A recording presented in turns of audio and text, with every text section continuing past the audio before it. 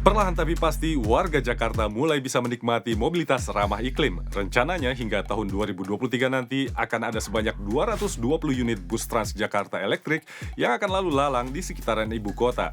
Tapi jika produksi baru kendaraan elektrik masih menyisakan emisi dan polusi, sebuah perusahaan di Jerman menawarkan solusi yang lebih hemat sumber daya, yaitu dengan memodifikasi armada bus yang ada. Bagaimana cara ini bisa lebih ramah lingkungan? Simak laporan berikut.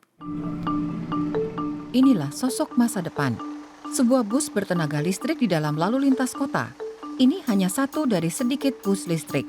Di seluruh Jerman, jumlah bus yang digerakkan energi ramah lingkungan totalnya kurang dari 3%. Masih banyak yang harus dilakukan jika lalu lintas umum di Jerman harus sepenuhnya ramah lingkungan hingga tahun 2045 nanti.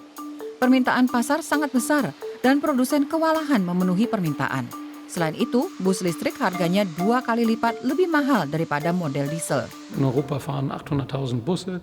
Di Eropa ada sekitar 800.000 bus. Sekarang jika itu semua akan dibesi tuakan akibat alasan tidak netral CO2, tentu tidak masuk akal. Kami ingin sebanyak mungkin diubah jadi kendaraan listrik. Sebagai tambahan pada armada bus elektronik produksi baru, hingga 2026 kami merencanakan mengubah 5.000 bus. Sebenarnya Indonesia pun sudah melakukan proses yang dikenal dengan nama retrofit ini, yaitu mengganti mesin konvensional menjadi mesin berpenggerak elektrik. Ini juga dilakukan pada bus Transjakarta. Selengkapnya berikut informasi dari reporter DW Indonesia. Bus listrik seperti ini sebenarnya bukan pemandangan baru di Jakarta. Sejak awal 2002 lalu, 30 armada bus listrik sudah beroperasi di beberapa rute di jalanan ibu kota. Dan jumlah ini akan terus bertambah menjadi 100 armada pada akhir 2023. Untuk mencapai target itu, proses retrofit yang mengganti mesin bus konvensional ke bus listrik dilakukan karena dianggap lebih efisien. Meski begitu, penerapan teknologi transportasi ini menemui sejumlah kendala. Namun untuk diimplementasikan di Jakarta ini, saat ini kami masih menghadapi banyak kendala. Artinya ini kan teknologi yang sifatnya baru, ya, artinya belum ada di Indonesia. Kemudian juga providernya belum banyak, gitu. Termasuk regulasi-regulasinya, regulasi yang mendukung terkait dengan industri, kemudian skala ekonomis maupun masa berlakunya untuk nanti pada saat akan kita operasikan.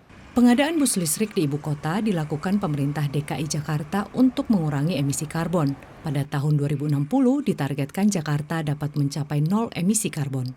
Tapi kira-kira bagaimana ya proses mengganti mesin bus lama ke mesin elektrik dan apa tantangannya?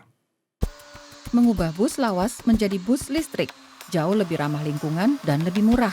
Modernisasi seperti itu biayanya hanya separuh dari bus listrik baru.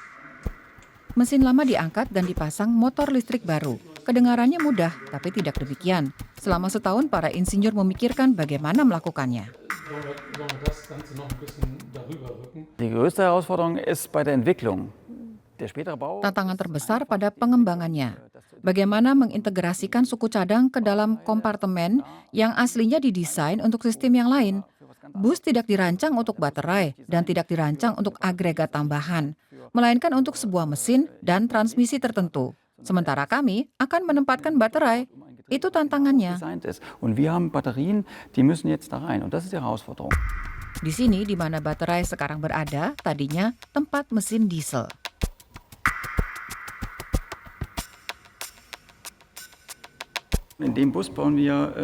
Kami memasang baterai litium besi fosfat.